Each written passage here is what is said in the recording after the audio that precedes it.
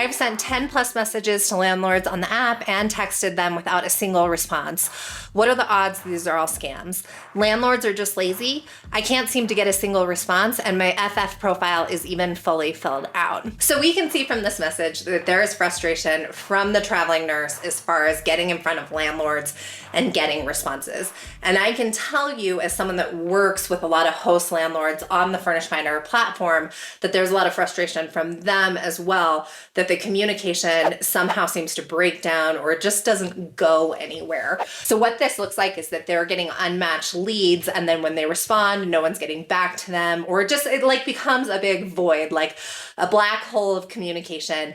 Nothing ever happens. And I think part of this is that maybe the filters are not good enough, or there's blast emails.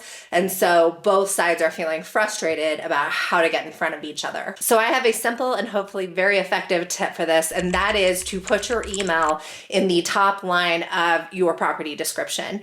There is an area below for you to put your contact information. Just why not get it out in front of them just right off the bat? So have the email that you want them to contact you on as the very first line, and put a plus or a bullet in front of it. Basically, what we want to do here is isolate the way that they can get in touch with you and draw attention to it. So we're not putting it in a sentence. We're not doing anything.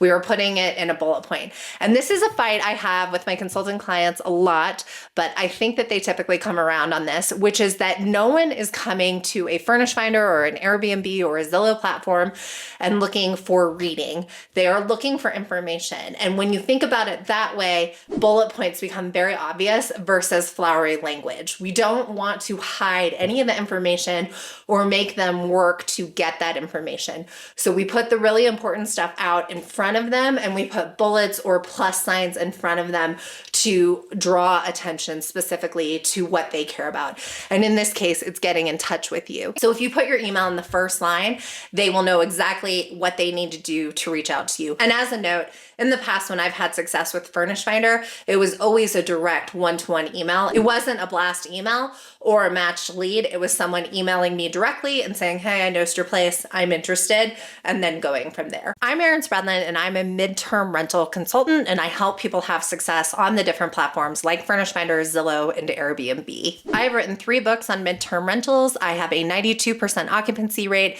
and I normally get 40 to 65% above long-term unfurnished rentals. And I have been a midterm rental expert since 2017. If you want more information on my consulting, you can see my email on the screen. If you feel like you've learned something so far, please like this video. If you want more content like this, please subscribe. Before we get to tip number 2, I wanted to reference this quote, which is, don't watch the clock, do what it does, keep going. And the reason why I wanted to direct you to this quote is because sometimes it can be frustrating when you're new to landlording or you're new to midterm rentals. And just as a reminder, midterm rental is just a different name or term for the traveling nurse or the Furnished Finder platform.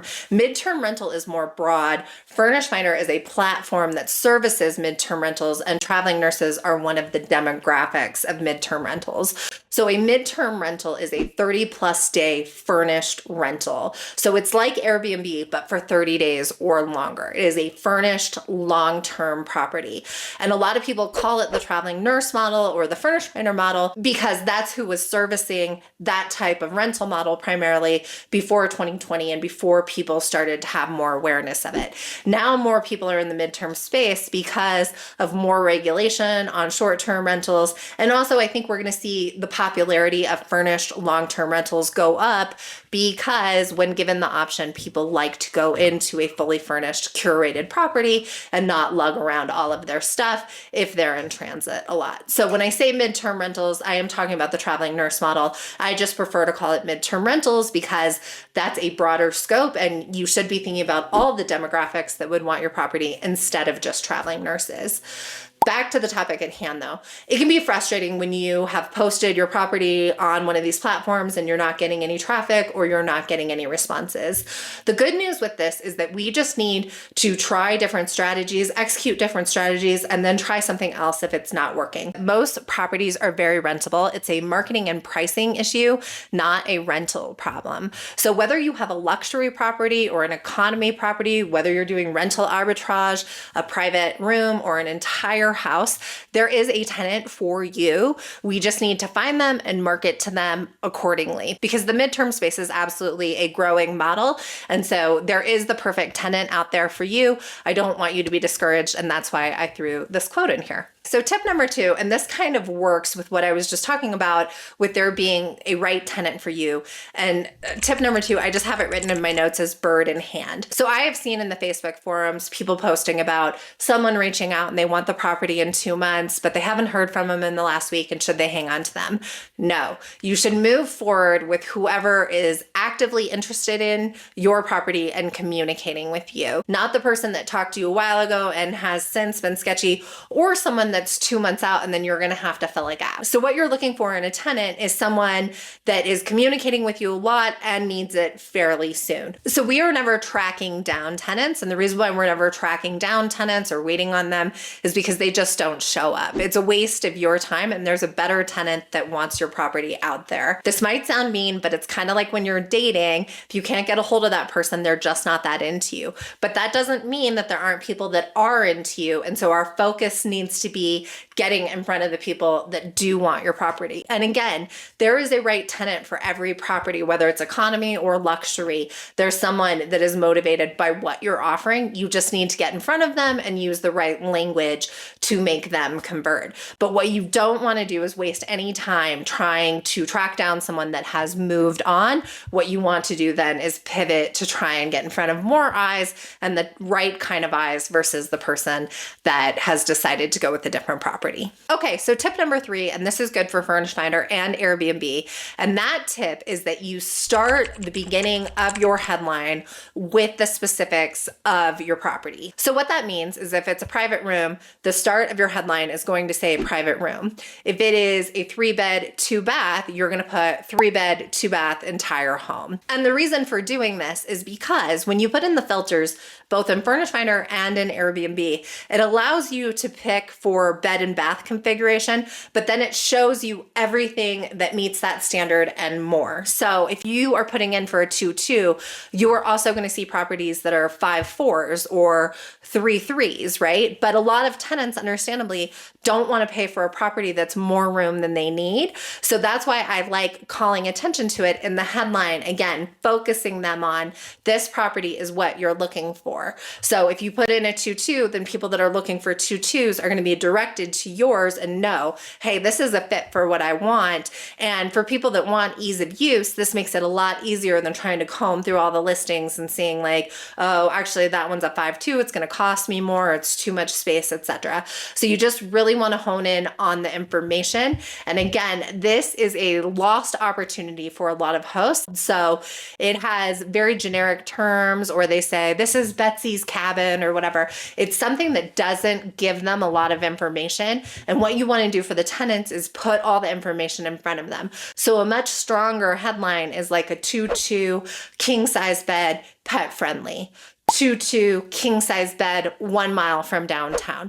Items like that go a lot further than cozy, comfortable, spacious, light filled. Those don't really describe anything, nor do they share information with the tenant. So we want to strategically use the headline in Furnished Finder to communicate how our property suits whoever's looking for it.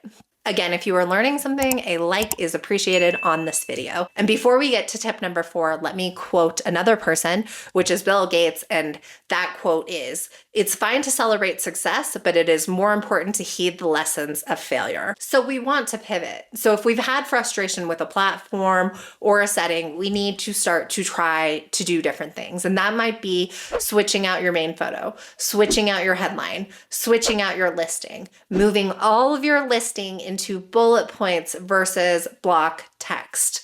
So again, don't get frustrated, just execute new strategies until you do get a tenant and you figure out what works for you. Okay, I've talked about this before. I mentioned it in the video I did about how to have midterm rental success in 2024, and I'll link to that video at the end of this video, but it's worth noting in this video as well. And what I'm talking about here is nurse cancellations. So people sometimes can be very focused on traveling nurses, and I think the reason why they're very focused on traveling nurses is because it's how they were introduced introduced to this midterm rental platform, and also they seem like a nice tenant type. They seem like more responsible, maybe quieter. It's like a way to ease yourself into landlording, which I totally understand, and I like my traveling nurse tenants as well. But when you're doing this, one thing to know, and it's coming up in the Reddit forums, is that traveling nurses get their contracts canceled a lot. And so it's attractive to them to have a rental that allows for a flex policy the first week or two so that they are not on the hook for paying the full rental amount when they don't know if their contract is going to get canceled on day 7 or day 1. It has happened to me. I had a tenant that came in. She was a wonderful tenant and she was there for 2 days and her contract got canceled. So she asked, hey, will you work with me? Because I had it set on the strictest setting where she would have to pay me the whole rent. And my feeling was like, yeah, I will work with you because you've been a really nice tenant. And also I think I can fill this space. And I did. 2 days later, I got a new tenant in. And so my policy with that is to charge them for as long as it takes you to find the next tenant. I think this is the right way to go about it. They shouldn't be burdened with the cost when it was outside of their circumstances. And you also shouldn't have to absorb the cost of them getting their contract canceled. It's a little bit of risk on both sides, but if you can find a new tenant quickly, then everyone comes out ahead in that situation. However, if you are nervous about renting to traveling nurses and having a contract canceled, that's okay. But then traveling nurses might not be ideal for you because this is happening more and more to them. So there are lots of other demographics that want your property, including seniors, traveling nurses, people getting divorced, people new to the city, college kids. People always shudder at the idea of college kids, but all of those are great demographic types that need a long-term furnished rental, aka a midterm rental, and they will be looking for those rentals on Furnished Finder and Airbnb. Hope that helps, and if you are looking for consulting or a Furnished Finder audit, you can find it here. Thanks.